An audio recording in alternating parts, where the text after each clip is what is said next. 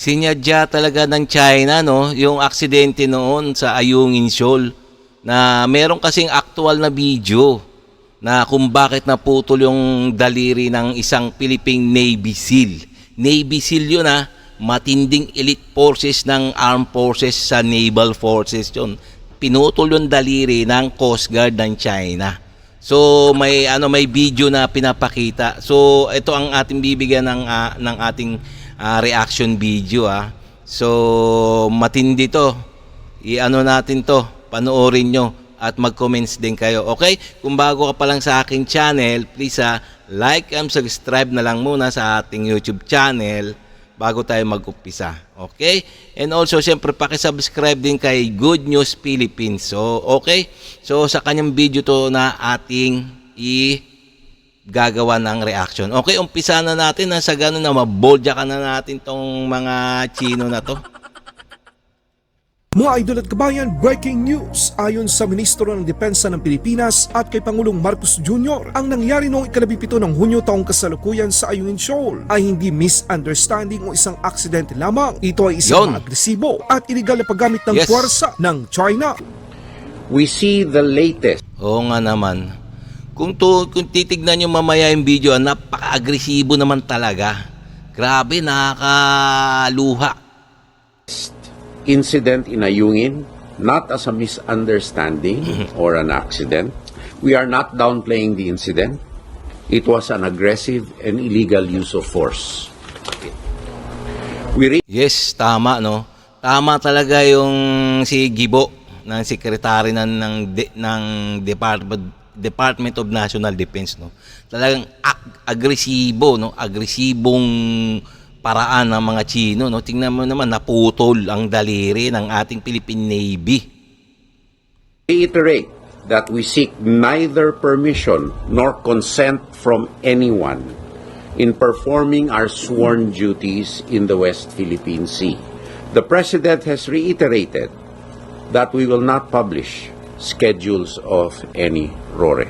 Dahil kitang-kita sa mga akbang at galaw ng China na planado ang kanilang ginawa. Yun. Tulad na lamang ng video na kakalabas lamang sa mainstream media. Ayun. Kung bakit naputulan ng daliri Yun, putol. Ayun, binangga talaga. Sinadyang banggain ng isang rigid hull inflatable boat ng China, ang rigid hull inflatable boat ng Philippine Navy. Ops, kitang-kita nyo, talagang sinadya na napaka-agresibo na talaga nitong mga Chino na to, no?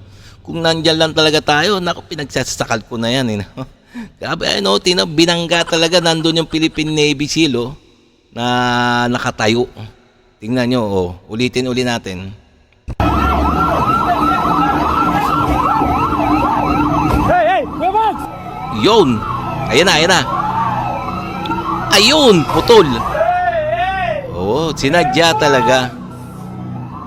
Tignan nyo naman, sinadya, slow motion na yun, Talagang napaka-agresibo talaga nito ang mga Chino na to, no? Ayun, ayan na. Ayun, putol na yun. Ayan na, isa pa, ayan na. Ayun, kawawa naman.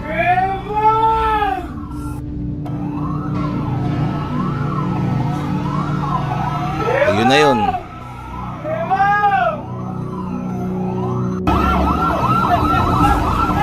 Isa pa, ayan na. Yun! Give out! Hawak ka kay Mags!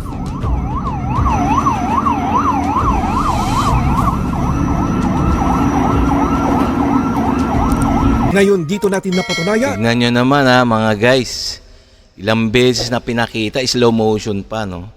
Talagang nakapakasama nitong mga Chino na to, nakapaka-barbaric ang kanilang ginagawa, no? Sa tabi pa ng ng BRP Sierra Madre, na nandun yung mga Philippine Marines. So talaga mga walang hiya talaga, no? kung sino ang matapang at merong tunay na dugong Pilipino. Marami kasi sa ating mga Pilipino at maging sa international community ang nagulat, nalito at nainis sa ginawang pahayag ng Maritime Council ng Tama. Pilipinas noong 17 ng Hunyo ay isang misunderstanding at aksidente lamang, kahit nakitang-kita ng dalawang mata nila na armado ng mga patalim at nakakamatay na armas ang China Coast Guard. Tingnan naman. Ang pahayag ng Maritime Council na ayun daw accidental lang daw. Grabe, aksidente lang yun. Kita may talagang sinadya, no? Talagang binangga yung ating yung Philippine Navy, yung rubber boat ng Philippine Navy, binangga ng Chinese Coast Guard. Kitang-kita tapos sabihin aksidente or misunderstanding. Talagang nakakaloko talaga ito nating mga nakapwesto dyan sa maritime, no? Good afternoon, ladies and gentlemen. We call this press conference today to update you. Kaya nga si Secretary Gibo nag-react na rin, no. Talagang hindi siya pumapayag na yun ay misunderstanding o aksidente lang. Talaga sinadya, nakakaawa talaga. Philippine Navy SEAL yun, pinag-aano lang yan. So, kumbaga inaano lang ng mga Chinese Coast Guard. Yung minamaliit lang talaga. So talagang kawawa, no? Kaya nga nag-react na to si Paring Gibo. Ayan. With events from the President's visit to the Western Command of the Armed Forces of the Philippines in Palawan yesterday.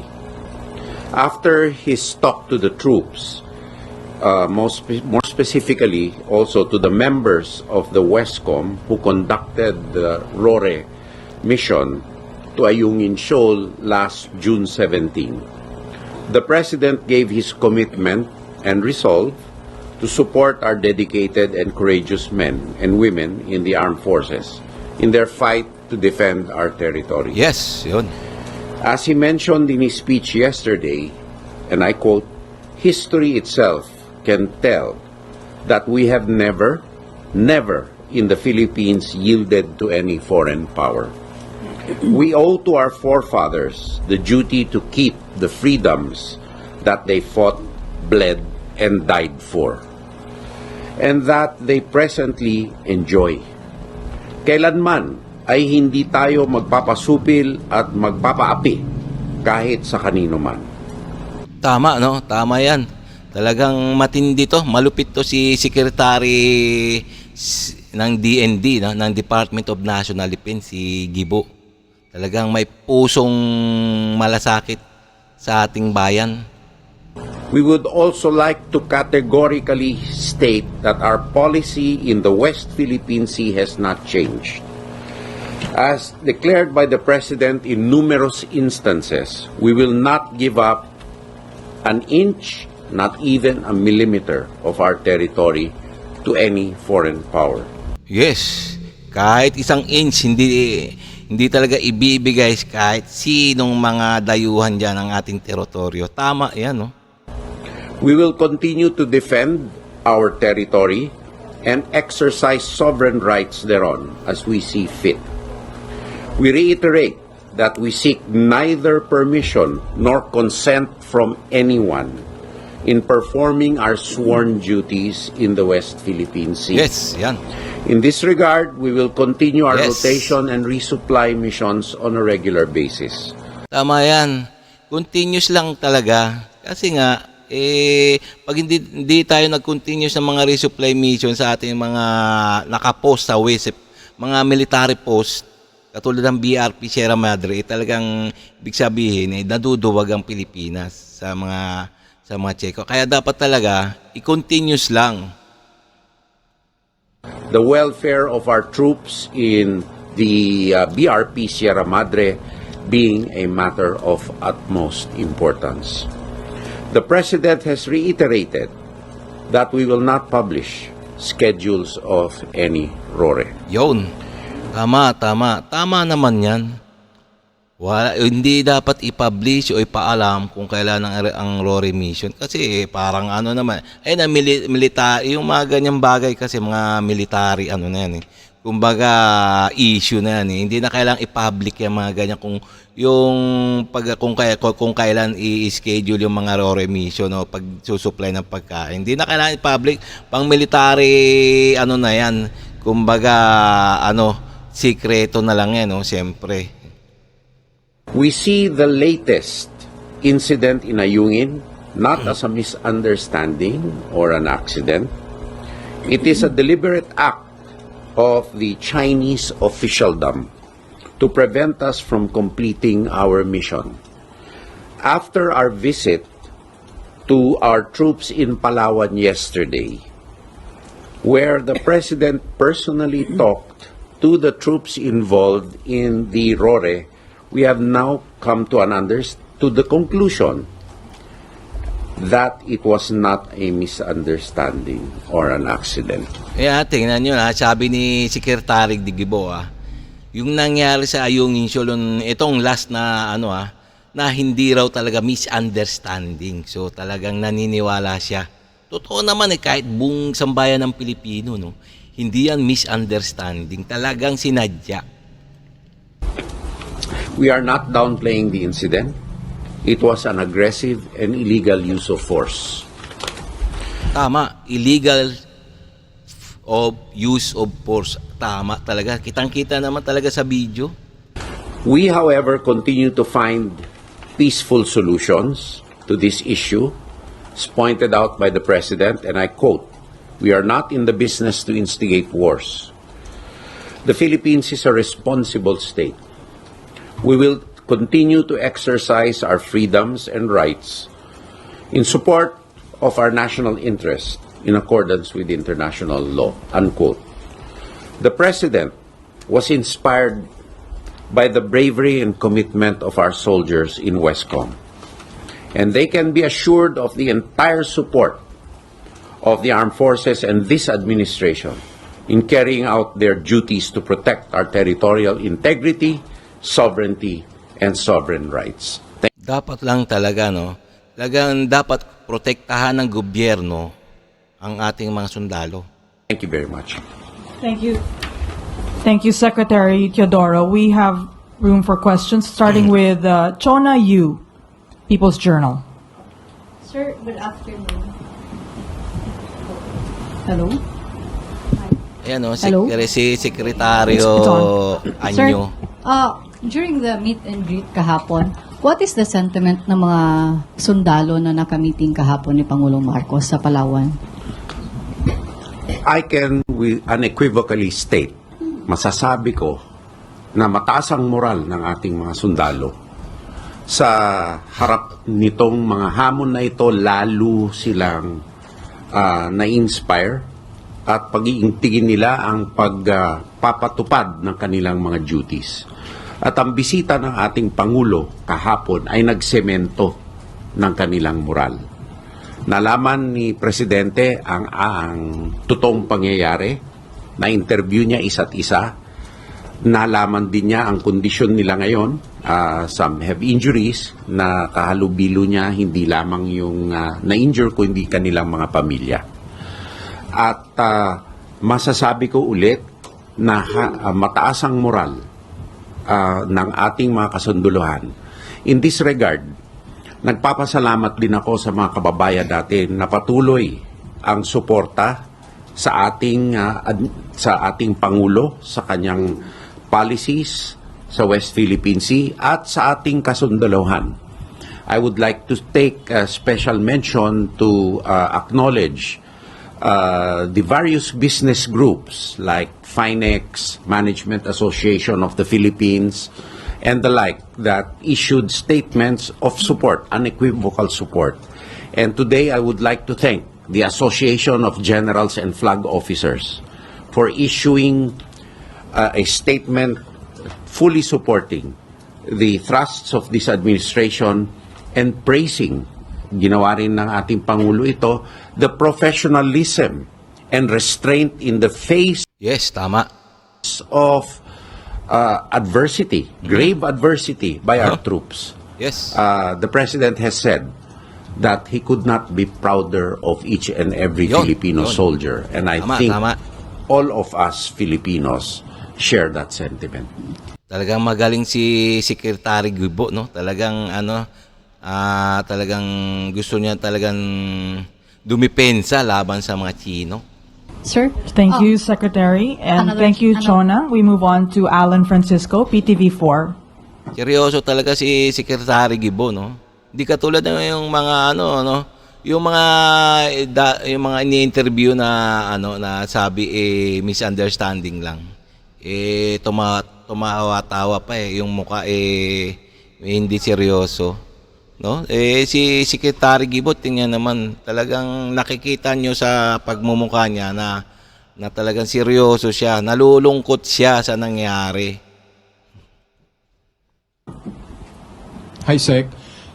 Senator Francis Tolentino recommends the convening of the National Security Council on how the government should respond in this issue. Will President Marcos convene the National Security Council or at least the EXICOM? Thank you for your question. So at this moment, the situation in Ayungin and the issues in the West Philippine Sea Yan si are effectively Secretary being Anyo managed ng by National Maritime Security Council. In fact, nag-convene na rin yung National Maritime Council and acting on the direction of the President. So at this moment, we are not recommending for the convening of the National Security Council.